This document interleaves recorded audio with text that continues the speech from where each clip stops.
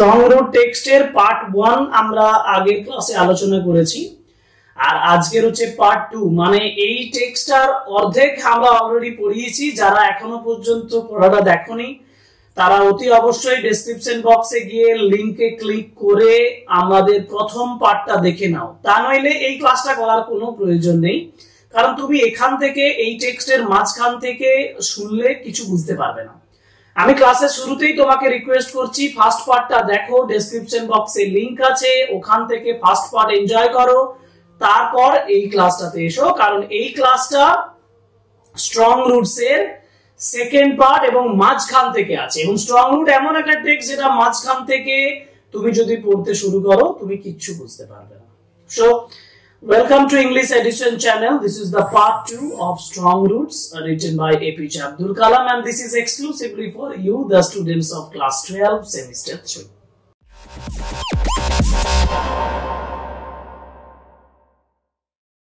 দেখো, প্রথমেই বলি যে আমরা পড়েছিলাম আগের দিনে যে অংশটাতে, সেটা হচ্ছে এপিজে আব্দুল কালামের আর্লি চাইল্ডহুডের কথা বলেছিলাম। আমরা বলেছিলাম এপিজে আব্দুল কালাম কি খাবার গ্রহণ করতেন, এপিজে আব্দুল কালাম কেমন ব্যক্তি ছিলেন, তার বাবা মা কেমন ছিলেন। এপিজে আব্দুল কালামের বাবার মস্কের প্রেয়ারের সম্পর্কে বলা হয়েছে। তারপরে যেটা বলা হয়েছে সেটা হচ্ছে যে পক্ষীলক্ষণ শাস্ত্রী এবং তার বাবার আলোচনার সম্পর্কে এবং প্রেয়ারের রেলিভেন্স সম্পর্কে। আজকের যে পার্টটা, সেই পার্টটা কিন্তু যথেষ্ট গুরুত্বপূর্ণ। মানে তোমাকে বুঝতেই হবে, না বুঝে তুমি এই টেক্সট থেকে বেরোতে পারবে না, এবং আমি তোমাকে বুঝিয়েই থাকবো, এটা আমি শিওর বলতে পারি। দেখো, এবার বলা হয়েছে প্রেয়ারের পরে, যেখানে বলা হয়েছিল prayer made possible A communion of spirits between people, তাই না? প্রেয়ার মানুষের মধ্যে একটা কমিউনিয়ন তৈরি করে, সমন্বয় সাধন তৈরি করে, স্পিরিটস এর মধ্যে আত্মার সমন্বয় সাধন তৈরি করে। এবার বলছে দেখো, মাই ফাদার, আমার বাবা অর্থাৎ এপিজে আব্দুল কালামের বাবা কুড কনভে, প্রকাশ করতে পারতেন কমপ্লেক্স স্পিরিচুয়াল কনসেপ্টস। কমপ্লেক্স মানে জটিল, স্পিরিচুয়াল কনসেপ্টস মানে হচ্ছে আধ্যাত্মিক ধারণাগুলো, in very simple down to earth Tamil. Down to earth Tamil মানে একেবারে সাধারণ তামিল ভাষায়। এপিজে আব্দুল কালাম বলছেন my father could convey complex spiritual concepts, জটিল আধ্যাত্মিক ধারণাগুলোকে প্রকাশ করতে পারতেন ইন এ সিম্পল, সহজ সরল ডাউন টু আর্থ তামিল ভাষায়। কিভাবে?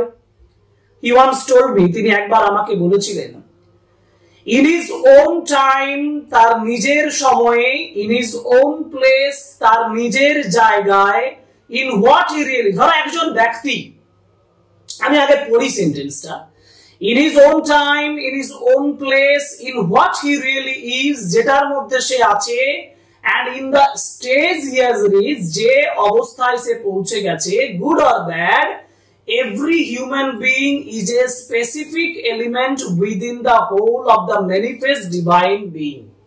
বুঝতে হবে এটা। বলছে in his own time, in his own time মানে ধর একজন ব্যক্তি, তার নিজস্ব একটা সময় আছে, own time নিজস্ব সময় আছে, in his own place তার নিজস্ব একটা জায়গা আছে, মানে একটা জায়গায় সে বাস করে, একটা জায়গায় সে আছে, in what he really is একটা পরিস্থিতির মধ্যে আছে, যে পরিস্থিতির মধ্যে সে সত্যিকারের আছে, and in the stage he has reached মানে যে পর্যায়ে সে পৌঁছে গেছে। বোঝা গেল তো? একজন মানুষের একটা নির্দিষ্ট সময় আছে, একটা জায়গা আছে, একটা পর্যায় আছে, একটা সিচুয়েশন আছে, পরিস্থিতি আছে। গুড আর ব্যাড, যেটা ভালো হতে পারে বা খারাপ হতে পারে। ওকে, খারাপ অবস্থাতেও থাকতে পারে, ভালো অবস্থাতেও থাকতে পারে একজন ব্যক্তি। কিন্তু এভরি হিউম্যান বিং, তাহলে প্রত্যেকটা মানুষ যে পরিস্থিতি থাকুক না কেন, যে সময়েই থাকুক না কেন, ভালো হোক খারাপ হোক, যা কিছুর মধ্যে থাকুক না কেন, প্রত্যেক মানুষ ইজ এ স্পেসিফিক এলিমেন্ট, নির্দিষ্ট একটা উপাদান, within the whole of the manifest divine being. Manifest মানে বিস্তৃত, ডিভাইন বিং মানে স্বর্গীয় অস্তিত্ব, সম্পূর্ণ বিস্তৃত স্বর্গীয় অস্তিত্বের একটা অংশ। মূল কথা বলতে চাইছে, একজন ব্যক্তি, তার বাবা বলছেন যে একজন ব্যক্তি যে অবস্থায় থাকুক না কেন, যে সময়ের মধ্যে থাকুক না কেন, সে স্বর্গীয় অস্তিত্বেরই একটা অংশ, ভগবানেরই একটা অংশ। এবার এইটা দেওয়ার পরে, so why be afraid of difficulties, difficulties মানে অসুবিধা, সাফারিংস মানে কষ্ট, তাহলে আমাদের অসুবিধাগুলো নিয়ে, সাফারিংস যন্ত্রণা কষ্ট নিয়ে, প্রবলেম সমস্যা নিয়ে আমরা ভয় পাই কেন? আমরা তো স্বর্গীয় অস্তিত্বের একটা অংশ, আমরা ভয় পাই কেন?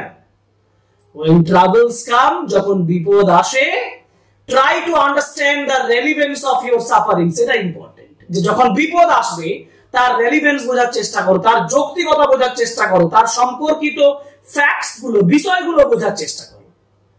Adversity always presents opportunities for introspection, কারণ অ্যাডভার্সিটি মানে হচ্ছে খারাপ অবস্থা, অ্যাডভার্সিটি মানে খারাপ অবস্থা, অর্থাৎ bad condition. Adversity always presents opportunities মানে হচ্ছে সুযোগ, ইন্ট্রোস্পেকশন মানে হচ্ছে গভীর ভাবনা চিন্তা। অর্থাৎ অ্যাডভার্সিটি খারাপ অবস্থা সর্বদাই সুযোগ করে দেয়, অপরচুনিটি এনে দেয়। ফর ইন্ট্রোস্পেকশন মানে হচ্ছে ডিপ থিংকিং, গভীর ভাবনা চিন্তা করা, গভীরভাবে ভাবনা চিন্তা করার সুযোগ এনে দেয় অ্যাডভার্সিটি। খুব ইম্পর্টেন্ট, দাগ দিয়ে রাখবে। এটা তো আমাদের বাস্তবের ক্ষেত্রেও, তাই না? যদি তোমার ভালো সময় আসে তুমি একবারও ভাববে না তোমার প্রবলেম গুলো কি কি আছে, কিন্তু তোমার যদি খারাপ সময় আসে, তুমি যদি ব্যর্থ হও, পরীক্ষার ক্ষেত্রে ভাব, তুমি পরীক্ষাতে ফেল করেছো, তুমি ভাবতে বসবে যে কেন ফেল করলাম। তুমি পরীক্ষাতে না পড়েও পাস করে যাও, তুমি ভাবতে বসবে তুমি কেন পাস করলে, একবারই বাসবে না। তাহলে অ্যাডভার্সিটি খারাপ অবস্থা সর্বদাই কি করে, তোমাকে ইন্ট্রোস্পেকশন বা গভীরভাবে ভাবনা চিন্তা, ইন্ট্রোস্পেকশন মানে ডিপ থিংকিং, কার্যকারণ সূত্র খুঁজে পাওয়ার জন্য ডিপ থিংকিং এ বাধ্য করে। কোনটা? অ্যাডভার্সিটিটা। বুঝা গেল? ওকে, এরপরে বলছি যে এরপর এপিজে আব্দুল কালাম তার বাবাকে জিজ্ঞেস করছেন, why don't you say this to the people, কেন আপনি তাহলে মানুষদেরকে বলেন না who come to you for help and advice? এটা তো ভালো প্রশ্ন। এপিজে আব্দুল কালাম তার বাবাকে বলছেন, তাহলে আপনি ওই সকল মানুষদেরকে বলে দেন না কেন যারা আপনার কাছে সাহায্য চাইতে আসে, উপদেশ চাইতে আসে। সেই ওয়াটার, বাউল অফ ওয়াটার নিয়ে আসে, আপনি আঙুল ডুবিয়ে দেন, কেন এই সকল করেন? I asked my father, APJ Abdul Kalam তার বাবা যখন এই কথাগুলো বলেছেন একটু আগে, সেই কথাগুলো বলার পরেই তিনি প্রশ্নটা করছেন, তাহলে আপনি যে মানুষগুলো সাহায্য চাইতে আসেন তাদেরকে আপনি এই জিনিসগুলো বলে দেন না কেন? He put his hands on my shoulders, তিনি আমার কাঁধের উপরে, শোল্ডারের উপরে হাতটা রাখলেন, and looked straight into my eyes, তিনি আমার চোখের দিকে সোজা তাকালেন। For quite some time he said nothing, কিছুক্ষণের জন্য তিনি কিছুই বললেন না। As if যেন he was judging my capacity, তিনি যেন আমার ক্যাপাসিটি মানে আমার গ্রহণের ক্ষমতা আছে কিনা সেটা তিনি জাজ করছিলেন, বিচার করছিলেন। To comprehend my words, মানে his words, তার কথাগুলো বোঝার, comprehend মানে বোঝা, তার কথাগুলো বোঝার ক্ষমতা আমার আছে কিনা তিনি যেন জাজ করছিলেন, বিচার করছিলেন। এবং তারপর তিনি বললেন, then he answered in a low deep voice, নিচু গভীর গলায় বলেছিলেন। his answer filled me, তার উত্তরটা আমাকে পরিপূর্ণ করেছিল with a strange energy and enthusiasm, একটা স্ট্রেঞ্জ, একটা অদ্ভুত এনার্জি এনে দিয়েছিল, এনথুজিয়াজম, একটা আগ্রহ তৈরি করেছিল আমার মধ্যে। কি বলছেন তিনি, কি উত্তর দিচ্ছেন তিনি? তিনি বলছেন, whenever human beings find themselves alone, যখনই মানুষ নিজেদেরকে একা দেখতে পায়, whenever human beings find themselves alone, মানুষ যখনই নিজেদেরকে একা পায়, as a natural reaction, স্বাভাবিক রিঅ্যাকশন হিসাবে they start looking for company। খুব সুন্দর। একজন মানুষ, স্বাভাবিক কথা, একজন মানুষ যখন নিজেকে একা মনে করে তখন সে কি করার খোঁজার চেষ্টা করে? they start looking for company, সঙ্গ পাওয়ার চেষ্টা করে। কোম্পানি মানে সঙ্গ, সঙ্গী পাওয়ার চেষ্টা করে। whenever they are in trouble, এবার যখন তারা বিপদে পড়ে, they look for someone to help them, তারা খোঁজ পাওয়ার চেষ্টা করে কেউ তাকে সাহায্য করে কিনা। whenever they reach an impasse মানে improbable situation, যার কাছ থেকে বেরিয়ে আসা খুব জটিল, একটা জটিল পরিস্থিতি, improbable situation, অপ্রত্যাশিত একটা জায়গায় যখন পড়ে যায়, they look to someone to show them the way out, তখন সে খোঁজ করার চেষ্টা করে কিছু মানুষদের যে তাকে ওখান থেকে বেরিয়ে আসার রাস্তাটা বলে দেবে। খুব সুন্দর বলেছে, দেখো, when one finds himself alone, যখন কেউ একজনকে একা পায়, he wants some company, সে সঙ্গ চায়। When one finds in trouble, যখন বিপদের মধ্যে পড়ে, he wants someone to help him, চায় কেউ তাকে সাহায্য করুক। And when one reach an impasse, means improbable situation, অপ্রত্যাশিত, unexpected situation, জটিল problematic situation এর মধ্যে পড়ে, he wants someone to show them the way out, সে চায় কেউ তাকে ওই রাস্তা থেকে বেরিয়ে দেওয়ার রাস্তাটা বলে দিক। Every recurrent anguish মানে desire, longing মানে desire, কামনা, বাসনা, and desire, দেখো তিনটের একই মিনিং, কামনা, বাসনা। রিকারেন্ট মানে যেটা বার মনের মধ্যে আসে, প্রত্যেকটা মানুষের মধ্যে কামনা বাসনা ঘুরে ঘুরে আসে।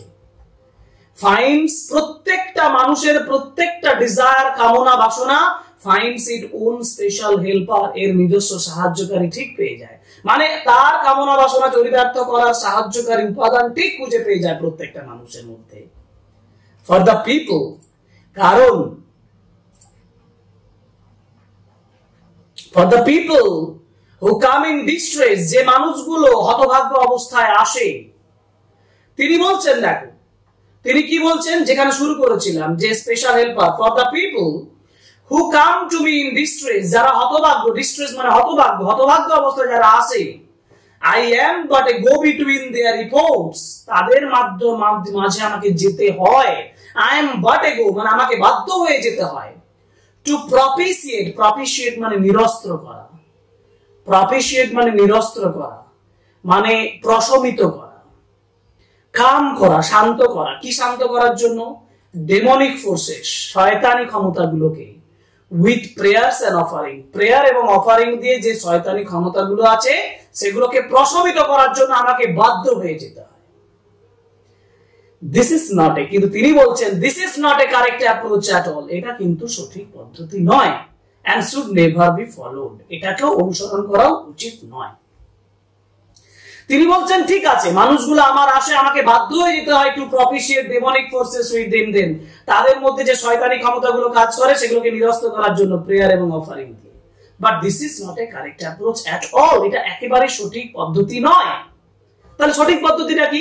তার পরের লাইনটা মুখস্থ করতে হবে। সঠিক পদ্ধতিটা হচ্ছে one must understand the difference between a fear-ridden vision of destiny, and the vision that enables us to seek the enemy of fulfillment within ourselves. এই দুটোর মধ্যে কি তো ভাবতে হবে? ডিফারেন্সটা ভাবতে হবে। এবার কোন দুটো বিষয়ের মধ্যে ডিফারেন্সটা বুঝতে হবে, এটা কারেক্ট অ্যাপ্রোচ। কোনটা কারেক্ট অ্যাপ্রোচ? একজন মানুষকে বুঝতে হবে, one must understand, একজন মানুষকে বুঝতে হবে। কি বুঝতে হবে না? ডিফারেন্সটা বুঝতে হবে। কি ডিফারেন্স বুঝতে হবে? একটা হচ্ছে fear ridden vision of destiny. Fear ridden মানে হচ্ছে ভয় দ্বারা প্রভাবিত, ভিজন মানে হচ্ছে কল্পনা, ডেস্টিনি মানে ভাগ্য, মানে একজনের মানুষের ভাগ্যের ভয় দ্বারা প্রভাবিত যে কল্পনা, অর্থাৎ মানুষের মধ্যে যে ভয় কাজ করে তার ভাগ্য বিষয়ে সেইটা। এন্ড দ্য ভিজন আরেকটা হচ্ছে কল্পনা বা মানসিকতা যেটা এনাবেলস আস, যেটা আমাদেরকে সমর্থ করে to seek the enemy of fulfilment. Fulfilment মানে পরিপূর্ণতা, পরিপূর্ণতার শত্রুগুলোকে বোঝার ক্ষমতা রাখে উইদিন আওয়ারসেলফ। মানে আমাদের কোনো কাজ ধর আমরা ব্যর্থ হচ্ছি, অত সাফল্য আসছে না, পরিপূর্ণতা আসছে না, তার বিরোধী একটা কাজ করছে, এনিমি আছে, শত্রু আছে, শত্রুতা মানে কিছু এনিমি আছে আমাদের মধ্যে যেগুলো ওই কাজটা হতে দিচ্ছে না, সেগুলো আমাদের মধ্যে কি আছে সেটা বোঝার ক্ষমতা আনতে হবে। এই দুটো জিনিসের মধ্যে একটা হচ্ছে ফিয়ার, ভয় দ্বারা প্রভাবিত কল্পনা, আরেকটা হচ্ছে এমন একটা কল্পনা যেটা আমাদের মধ্যে কি ফল্ট আছে, কি দোষ আছে। এই দুটো ভিজন, এই দুটো কল্পনার মধ্যে ডিফারেন্স মানুষের বোঝা দরকার, সেটাই হচ্ছে correct way.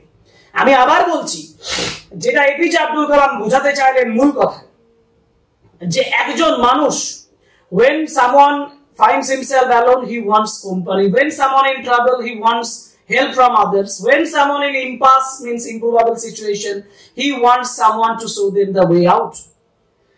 APJ Abdul Kalam says when people come to him he has to go in between them to propitiate demonic forces, শয়তানি ক্ষমতাগুলোকে নিরস্ত করতে তাকে যেতে হয়। But this is not a correct approach, এটা সঠিক পদ্ধতি নয়। But what is the correct approach? Now one must understand the difference between the fear-ridden vision of destiny, ভয় দ্বারা প্রভাবিত কল্পনা যেটা ভাগ্য সম্পর্কে, আরেকটা হচ্ছে vision that enables us, যেটা আমাকে সমর্থ করে to seek the fulfilment within ourself, আমাদের মধ্যে ফুলফিলমেন্টের বিরোধী যে ক্ষমতাগুলো আছে সেগুলোকে বোঝার ব্যাপারটা আপনি এই দুটোর মধ্যে ভয় আর শক্তি, এই দুটো যে ভিশন, যে কল্পনা, যে পাওয়ার, সেই দুটোর মধ্যে ডিফারেন্স আমাদের খুঁজে পাওয়া উচিত, সেটাই সঠিক পদ্ধতি। এটা খুব ইম্পর্টেন্ট ম্যাটার একটা। এর পরে প্যারাগ্রাফে যাই, আশা করি বুঝতে পেরেছো এই প্যারাগ্রাফটা। I remember my father, আমার বাবার কথা মনে আছে। I remember my father, আমার বাবার কথা মনে আছে।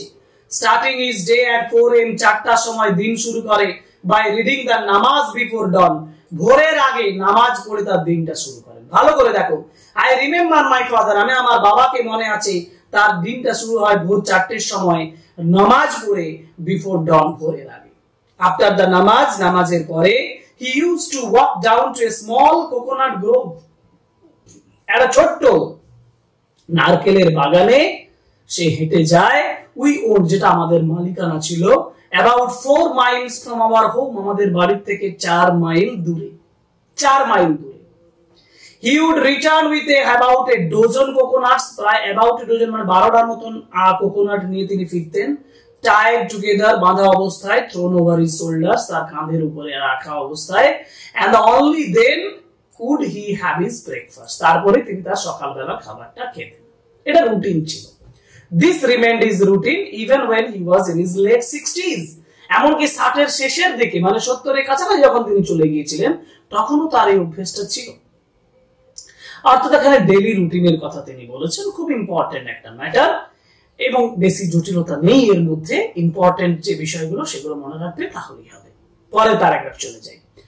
পরের প্যারাগ্রাফ হচ্ছে, I have throughout my life, আমি আমার সারা জীবন জুড়ে tried to emulate my father, emulate মানে হচ্ছে imitate, অনুকরণ করা। আমি সারা জীবন জুড়ে অনুকরণ করার চেষ্টা করেছিলাম my father in my own world of science and technology, বিজ্ঞান এবং প্রযুক্তিবিদ্যার জগতে তাকে অনুকরণ করতে চেষ্টা করেছিলাম। দেখো, এপিজে আব্দুল কালামের মধ্যেও তার বাবার স্পিরিচুয়াল ইনফ্লুয়েন্স ছিল।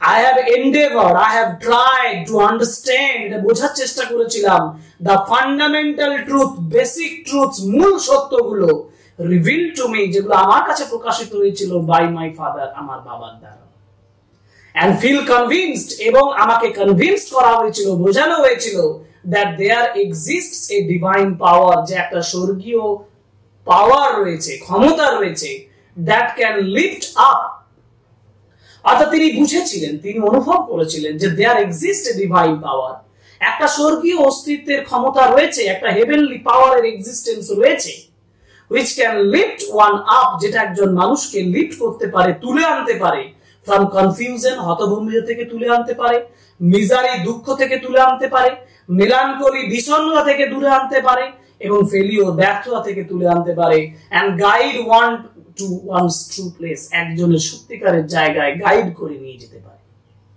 একদম সঠিক কথা।